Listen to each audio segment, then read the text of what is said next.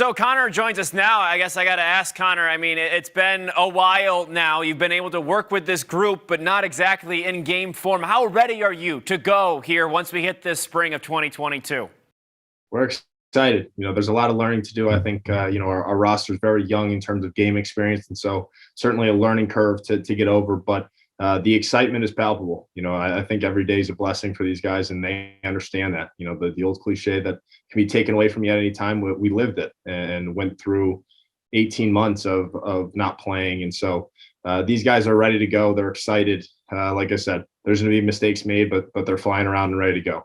How are things different from when you took over? I guess, could you take us through a bit from the time that you were named the head coach until now? What has changed maybe about you and what you have learned over that time about this group and whatnot? I'm sure you've learned a lot about the world around you too, but from then to now, I guess how things have changed, if at all.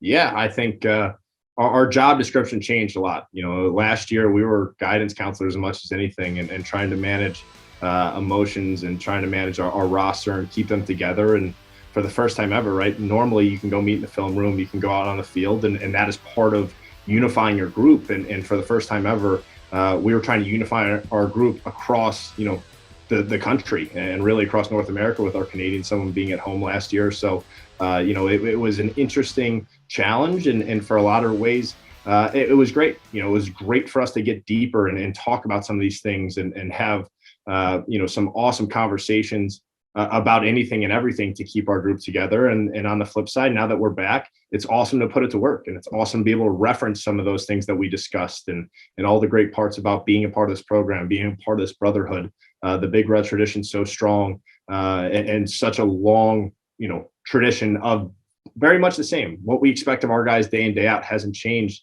since the beginning of the Richie Moran era and far before that in the 70s. So for us, it's been cool to get back to live it out when those days are challenging. It's something to reference. And so, this group, I think, is a very tight-knit group for that reason and dealing with the adversity. And now we're just excited for the scoreboard to turn on for real. Yeah, you mentioned sort of the job description shifting a bit. That's always been a part of what coaches do, of course, and talking to the team, but it became a bigger piece of the pie, like you said, over the past year and a half or so. What did you draw upon throughout maybe your career that maybe you used, in terms of implementing that as a part of your skill set in some of these conversations, maybe things that you look back on that you learned over the course of the time you played or even coached with Cornell over the years too? Yeah, it was cool to look back on our days as players. Myself and Jordan Stevens had the opportunity to go through 4 years of being a Cornell lacrosse player, and now we get to help shape what Cornell lacrosse looks like. And so something that we've been referring back to a lot is just the ownership. It's on our guys to make this thing look the way they want it to. And at a place like Cornell, it's always been built on the seniors, and we'll go as the seniors go. And so for us, it's certainly a page out of coaches and predecessors of ours, books that maybe we didn't lean on quite as heavily until we really needed it. And so being back in the mix, having those guys understand what they lost out on, having those guys so important, and being the only guys on a roster with game experience has been something huge for us to fall on. And so certainly leaning on those guys and our seniors and our upperclassmen to be the guys to help lead the way, to take full ownership, to make practice, to make workouts look like they need to, and to live up to the Cornell standard has been incredibly important as we try to build up towards the spring. What did the spring look like for you, for those who might not know? I mean, of course, everybody else is playing. You guys are doing your own thing. What did it look like for you at Cornell? So we only had about half of our roster on campus. So it was a lot of Zoom meetings to make sure that everybody was staying together. We couldn't do any contact until maybe mid-April on our campus. No one was traveling. And so it was a lot of time spent in the weight room. It was a lot of time spent, having meals and going on hikes and things that normally we don't take the time to do. And again, we've got to know our guys on a different level, got to connect at a different place than just lacrosse field. And then as we got opened up and could progress past some small group skill work and things along those lines, we started to compete. There's only so much you can do with 20-ish healthy bodies. Our coaching staff, fortunately, we're a lot of young guys that didn't play too long ago. So we were able to hop in and help aid the numbers and get our guys competing. And, we did all that we could. We did all that we could to enjoy the game, to enjoy each other's company, to continue to progress as a group and get out of it what we could. Again, the goals and the outcomes of it were a little different than most springs. But I still think, despite all the pain, the heartache, the difficulty, I think it was very good for our program, and I think we're in a great spot because of it. Did you get out there and show them a thing or two a bit there, Connor? I tried. I think our whole staff enjoyed competing with the guys. I know they enjoyed us getting out there, but certainly couldn't strap it on every day with these guys. How different has the fall looked compared to that vibe that you had in the spring? We're back to normal. It's been a great fall. We had, great to get back out there and use all of our hours practicing the team, competing, making contact, doing all those things that we missed out on last year.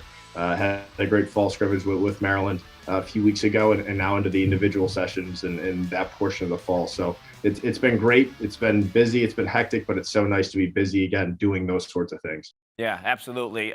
Something else I wanted to ask, of course, you think of some of the names, and we'll get to, I wanted to hear your take on the guys that go into the NLL with Teat and Donville. Of course, Donville using a grad year at the same time. But what does the next generation of Cornell lacrosse look like now? Because, of course, some of those guys, those names that we've heard for a long time have moved on. What is that? Maybe the senior class that you mentioned earlier. What is the next generation? What is going to sort of define this group moving forward here as we look to 2022?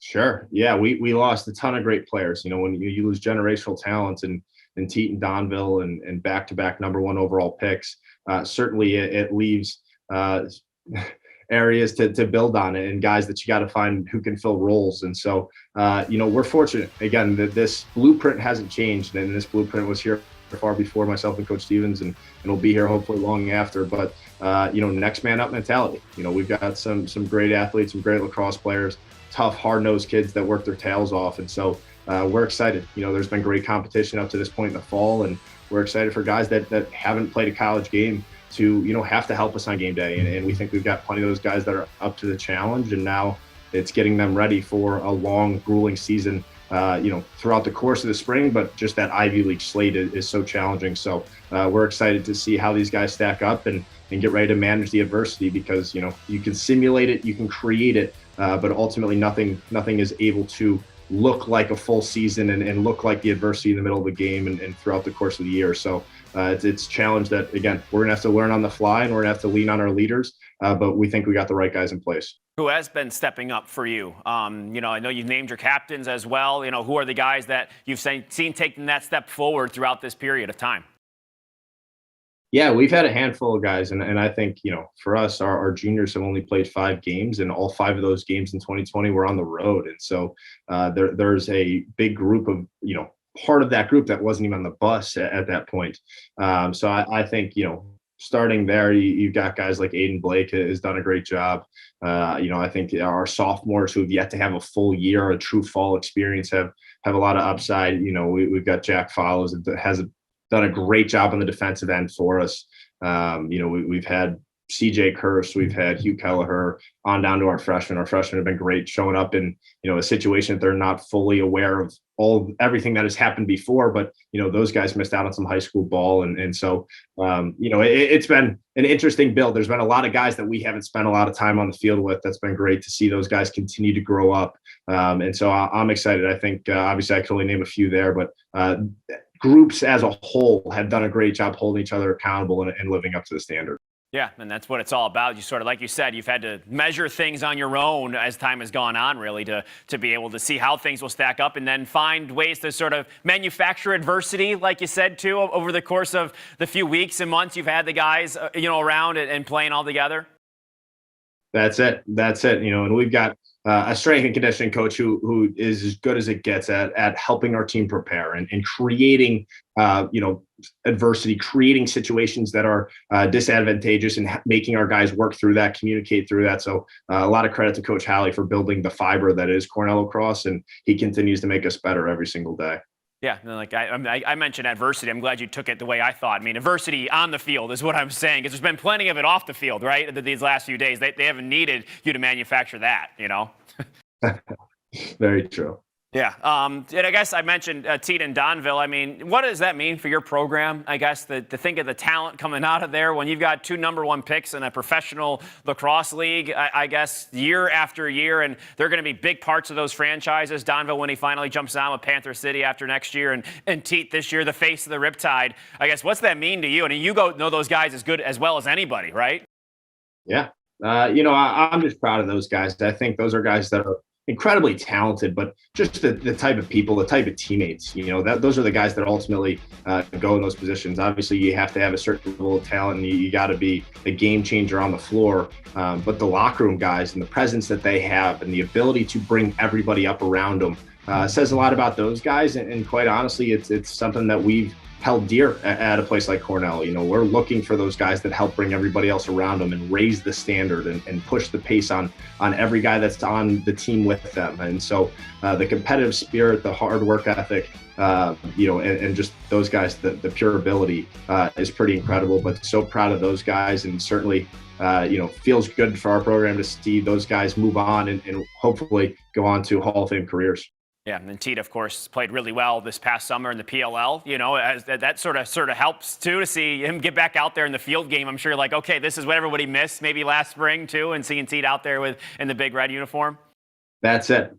We knew, how much talent he had and how much he impacted our team. But pretty cool, for him, and not many people know this, where, last spring we made the call that we weren't going to play, and we knew it, but he stayed on campus, and his hope was just to keep bringing up the guys on our roster, to keep setting the standard, to keep, helping our guys get to where they need to be and teaching them about the way to get to, that level of success. And so it was really special for us to have him around. We saw how hard he worked day in and day out with our guys when he wasn't even preparing for a spring season, but he was preparing for obviously a great summer. And so we knew it was all within him, and we knew that he was striving towards it. And so once he got that ability to put the helmet back on and get back out there, there was no doubt that he would have looked great in red last spring had he gotten the chance, but he certainly made the most of that rookie campaign. I mean, that's interesting you bring that up with Teet, because you think of guys, leaving the program better than they found it, but often you see it's because of what they do on championship weekend or whatever on the field. But it sounds like he did that without getting the recognition that you might normally get in terms of guys moving on after their final season on campus. That's a really cool thing, that sounds like was happening there. Yeah, we're really fortunate to have a guy like 51, dress in red and be captain of our team. And again, for all the things that he did on the field was absolutely incredible. And I think the impact that he left in our program, in our locker room, far exceeds the impact that he had on the field. And just knowing how impressive that is, I hope generally that he understands how much he did for us. And that's the standard. John Donville did much the same. And we hope that we've got more guys that have that talent and that impact on the field. But again, it's about so much more in a program like this that we're fortunate that those guys are part of the long red line. Yeah, that's a really cool thing there. Finally, this doesn't have anything to do with that. Just wanted to ask you, Paul Rabil announced his retirement, of course, a couple months ago now, and you were his teammate for the final couple years of his career there. Is there anything that, maybe is underreported about Paul that maybe you saw on a day-to-day basis now that his career's in the books? Yeah, I think he and I were competitors for a long time, and then coming over to the same side and just seeing the way that, he focuses on his crafts and the way he goes about it. I know a lot of people talk about the way he's transcended professional lacrosse. He's changed professional lacrosse for the better for forever. And, the way he went about it, the professionalism and the standard that he set was really cool to share a locker room with him. He's obviously, again, another guy that's incredibly talented, and what he did on the field speaks for itself, but the way he managed it and the way he went about his business was unique in a world that a lot of guys have side jobs and try to make, ends meet with day jobs. The way the professionalism with which he approached the game and the way that he trained his body and the time that he took to be prepared for game day was really impressive. And for me, even as a vet, I was learning things from him. And so it was a cool experience to be able to line up next to 99 and have the opportunity to play with him. And especially, in his endeavor to start building the PLL, it was cool to be a part of that and have a front row seat with that.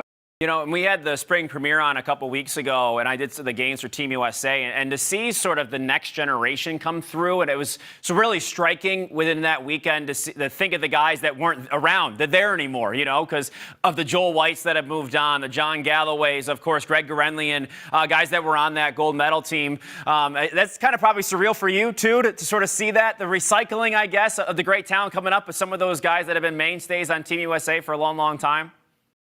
Yeah, it was interesting, and I've had that conversation with a few of those guys that you mentioned.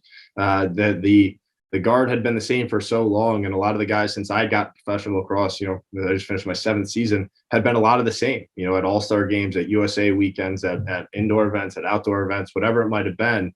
It had been very similar. And so it's cool to see this new, age of lacrosse changing as a lot of those guys start to retire, and there's going to be more, impressive talent that continues to step into that role. It marks a chapter in history for sure for lacrosse, for guys that have been just so good for so long and done it at such a high level and been such great ambassadors of the game. It's cool to see the next generation with the opportunity to step into it, but certainly to honor those guys that have done so much for our sport. Yeah, what is your sort of perspective individually on that sort of aspect of who you are, as a player now that, of course, you're the head coach at such a prestigious university and such a big player in the world of lacrosse. For you, how have things sort of balanced and your priorities and your mindset when it comes to playing too? Yeah, it's been a challenge. I think making sure that you're giving all of yourself to all of the entities that you're involved in and not spreading yourself too thin is my biggest priority. And so certainly my family and my girlfriend and a bunch of people around me support that as I spend a lot of time working, quote unquote, but to have two of the best jobs in the entire world, to play professionally and to coach at my alma mater and be leading a program that's so near and dear to my heart. I think I'm the luckiest guy in the world. So I think it's a cool opportunity. It's a great opportunity to continue to play at the highest level and to coach at the highest level. And certainly right now, all my focus on my guys at Cornell, but certainly it's getting more challenging and time is of the essence with every passing day, but certainly, fortunate to be able to live my dreams. Yeah, that's a cool perspective there. Connor, as always, we appreciate you coming on and looking forward to seeing the Big Red back out there this spring. Thanks for having me, guys.